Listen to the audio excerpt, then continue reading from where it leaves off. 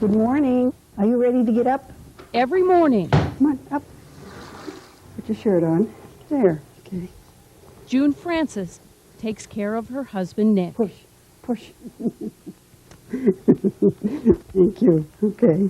Their 35-year marriage robbed by Alzheimer's disease. Nick needs round-the-clock care. Want some apple juice? He rarely speaks. Hard to imagine about a man who loved theater and life. What now? What's ahead? Yeah, that's it. What's ahead? Yeah. Nothing. You just, it's like you're sitting around waiting for him to die. Scientists say this structure, beta amyloid plaque, develops in the brains of Alzheimer's patients, along with abnormal protein or tangles. It's believed one or both kill cells and destroy memory. Nick is among 4 million Americans with the disease.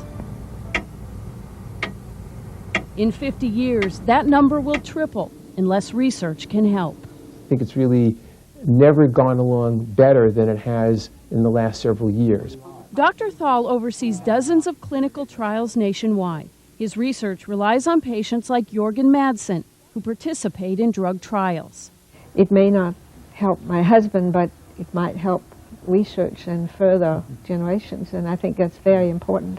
And researchers are closing in on drugs to slow the disease and even postpone it. I would say that within 10 years, we will have achieved the goal of delaying the onset of the disease by 5 years. The late Dr. George Glenner would be thrilled. He was first to identify amyloid plaque, and listen to this interview. They need a lot of tender, loving care because they know, all Alzheimer's patients know that something's wrong with them. A world-renowned scientist whose heart ached for patients. He turned to me and he said, "What are you doing tomorrow?" And I said, "Why?"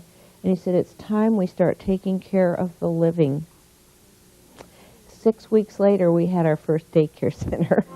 That was 1982 in Hillcrest, the nation's first daycare for Alzheimer's patients. And he'd dance with them all. Oh, wonderful. When he wasn't searching for a cure, Hi, Ray. Dr. Glenner was helping patients cope. Yeah, I'm the one who opens the door.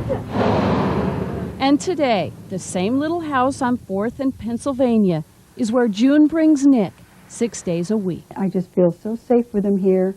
Gently shake your hands. Watch for a time and you notice the care and the careful way things run. Our staff ratio is 1 staff for every 4 patients with a full-time registered nurse, and they all wear street clothes. They're really like the surrogate family in a home-like atmosphere. That family helps caregivers too. She didn't recognize the children. A free support group meets once a week. You know you're not alone. She has a problem eating.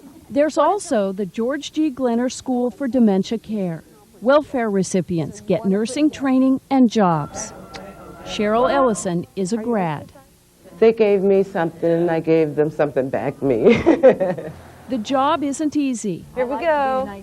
Making something out of what's left of patients' lives. They are getting something out of it. They are enjoying it. You know, he enjoys it or he wouldn't want to come here. Well, I think she said it all. There is a life there. There is a spirit. We are nourishing their spirit. And we are also treating them as adults. In the end, Alzheimer's disease still wins. Along the way, compassion wins too. Corey Voss, Channel 4, San Diego.